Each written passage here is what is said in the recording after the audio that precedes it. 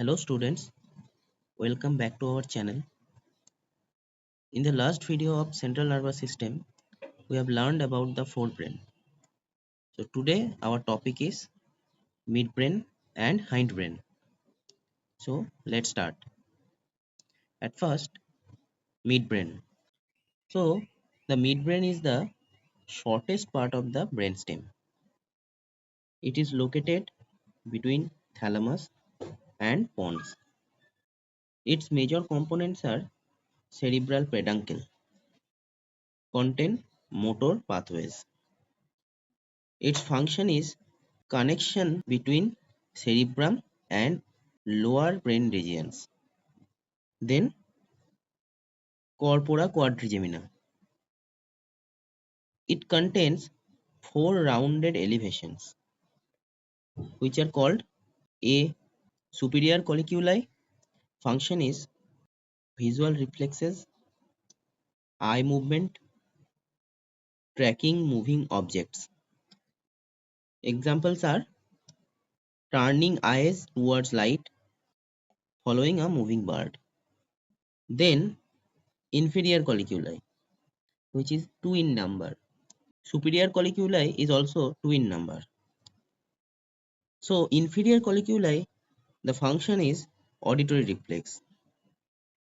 Example, turning head towards sound, startle response.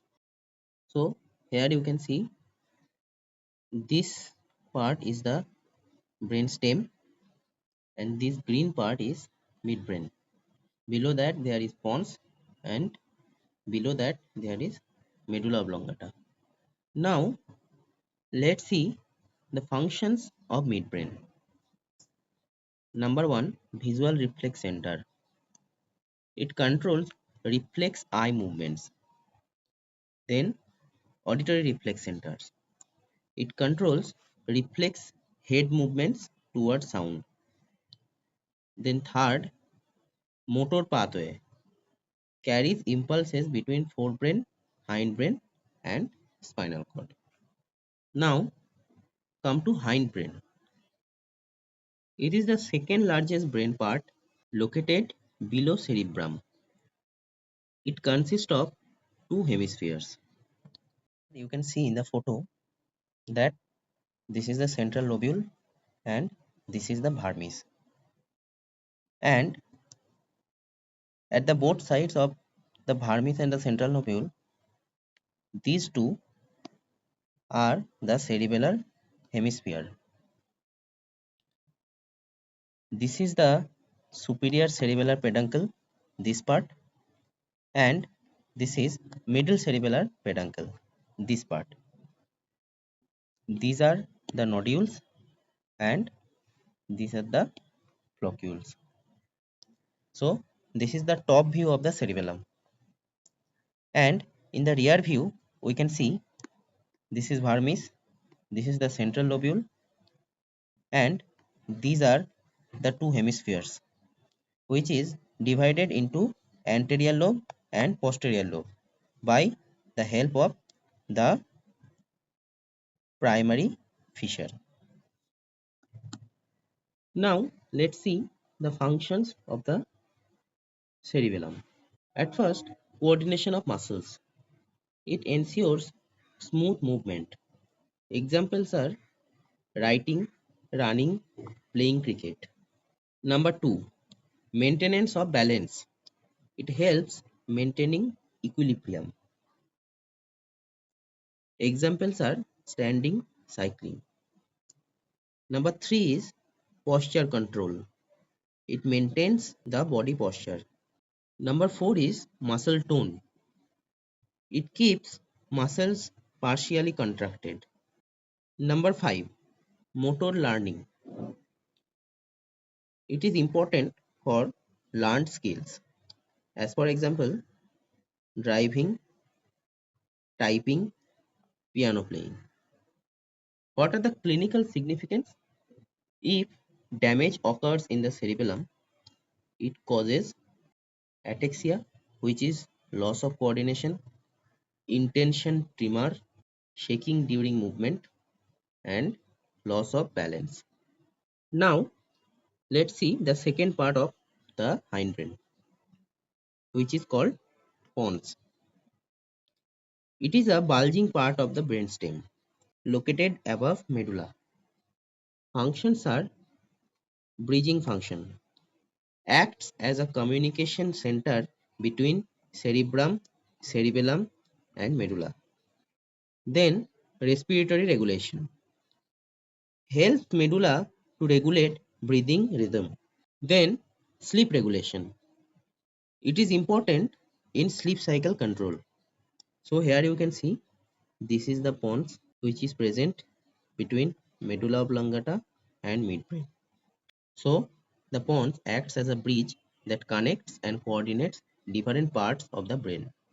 Now let's see the last part of the hindbrain, which is medulla oblongata. The medulla is the most vital part of the brainstem. It is located between pons and spinal cord.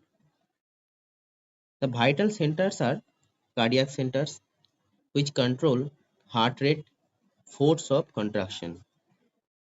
Then respiratory center, which controls breathing rate, breathing depth. Then vasomotor center, which controls blood vessels diameter and blood pressure. Last is reflex centers, which controls swallowing, vomiting, sneezing, coughing, hiccup, and salivation, which are the automatic reflex actions for protection and survival. So, what are the clinical importance of medulla oblongata? Severe damage to medulla may result in respiratory failure, cardiac arrest, and death. Here in the photo, you can see this is the medulla oblongata and it is situated between pons and the spinal cord. Medulla oblongata is a part of the brainstem. So, the medulla oblongata controls the body's vital functions that keep us alive. Now, let's see the brainstem. The components are midbrain, pons, and medulla oblongata. What are the functions? It connects brain with the spinal cord, controls involuntary functions, maintains consciousness, and controls vital reflexes. So, here in the photo, you can see this is the midbrain, this is the pons, this is the medulla oblongata, and this is the spinal cord. These three structures, midbrain, pons, and medulla oblongata, together form the brainstem, which connects the cerebrum with the spinal cord. Here is a summary table of the major functions of every structure. It is important for your revision. You can take a screenshot of this. So, cerebrum. Its major functions are intelligence, memory, voluntary actions. Thalamus, sensory relay station. Hypothalamus, homeostasis and endocrine control. Superior colliculi, visual reflex. Inferior colliculi, auditory reflex. Cerebellum, balance and coordination. Pons, bridge and respiratory regulation. Medulla oblongata, vital centers and reflexes. So here is a mnemonic which says forebrain thinks, midbrain reacts, and hindbrain survives. These one-line mnemonics explain all the functions of different parts of the brain, which is forebrain is thinking, intelligence, memory, sensation, homeostasis. Midbrain reacts, it is visual and auditory reflexes, and hindbrain survives. It helps in balance, posture, respiration, heartbeat, and life sustaining functions. So, this is all for today.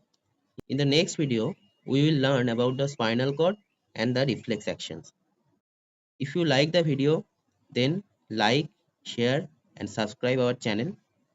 For more interesting biology videos, stay connected with us.